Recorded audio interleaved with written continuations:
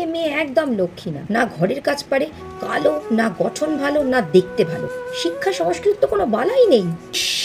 কি বাজে পোশাক পরেছে, সব দেখা যাচ্ছে। বাবা কি মেজাজ, বাবা নাকি সম্বন্ধ খুঁজছে, শাঁখা সিঁদুর পরে মেয়ে নাকি বিয়ে করবে। কে বিয়ে করবে ওকে?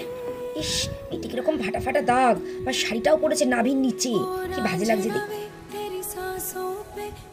শোনো, যদি তোমাকে কেউ অপমান করে, অশ্রদ্ধা করে, গালাগালি করে, উল্টোপাল্টা কথা বলে তোমার পরিবারকে ছোট করে, চট থাপ্পড় কষিয়ে দেবে, হাতের সামনে থাকবে ডান্ডা, মেরে ফাটিয়ে দেবে। তারপর আসবে সেলফ ডিফেন্সের কথা, আইন আদালত, তখন পরে দেখা যাবে। কত সহ্য করবে তুমি? সহ্য করবার জন্য কিন্তু আমরা জন্মাইনি। মেয়ে যদি উগ্র রণচণ্ডী ধারণ করে না, একটা ছেলের কিচ্ছু করার থাকে না। তো সমস্যাটা কোথায় হয় জানো? একাধিক পুরুষ আমাদের সামনে এসে ক্ষতি করার চেষ্টা করে, আমরা সমস্যায় পড়ি ঠিক তখন।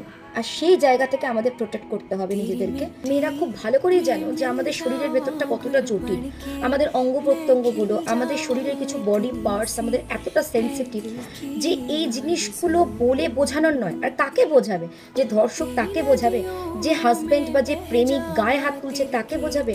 তাই জন্য নিজেদের সেলফ ডিফেন্স হওয়াটা খুব প্রয়োজন। প্রতিটা মেয়েকে বলবো, ব্যাগের মধ্যে সেলফ ডিফেন্স পেপার স্প্রে রাখো, এবং আরও একটা জিনিস মনে করে রাখবে, সেটা হলো পকেট পোর্টেবল নাইফ টুলস। এটার কেমন দেখতে সেটা স্ক্রিনের মধ্যে রয়েছে, দেখে নাও। এই জিনিসটা তুমি অ্যামাজন, ফ্লিপকার্ট সব জায়গায় পেয়ে যাবে। ভয় পাওয়ার জন্য নয়, এগুলো আমাদের এই সমাজের বিষাক্ত হায়নাদের হাত থেকে নিজেদেরকে প্রোটেক্ট করবার জন্য। স্কুলের কর্তৃপক্ষের কাছে আমার হাম্বল রিকোয়েস্ট যে এতগুলো সাবজেক্টের মধ্যে থেকে এই ক্যারাটেটা যেন নতুন করে একটা প্রশিক্ষণ দেওয়া হয়, নতুন সাবজেক্ট হিসেবে।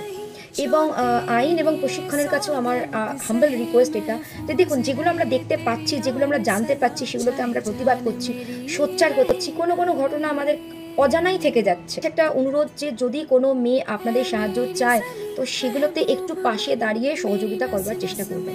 2024-এ দাঁড়িয়ে এখন আমাদেরকে যদি বলতে হয় যে এটা আমাদের অধিকার, আমরা রাস্তা দখল করব, আমাদের মহিলাদের এটা প্রয়োজন, এখনও যদি আমাদের বলে দিতে হয়, তো সেটা আমাদের কাছে অনেকটা লজ্জাজনক ঘটনা। এটা মহিলা শাসিত রাজ্যে আমরা মহিলারাই নিরাপদ নয়, এটা সত্যি আমাদের কাছে অত্যন্ত দুর্ভাগ্যজনক এবং লজ্জাজনক ঘটনা। দেখো, মেয়েদের বলো বা ছেলেদের বলো, শত্রুর কম নেই। প্রতিটা মানুষের জীবনেই কোনো ভালো বন্ধুরা যেমন থাকে, শত্রুরাও থাকে। তো শত্রুরা কোনোদিনই সামনে থেকে কখনো আঘাত করে না, প্রতিটা শত্রুই পিছন দিক থেকে আঘাত করতে বেশি ভালোবাসে।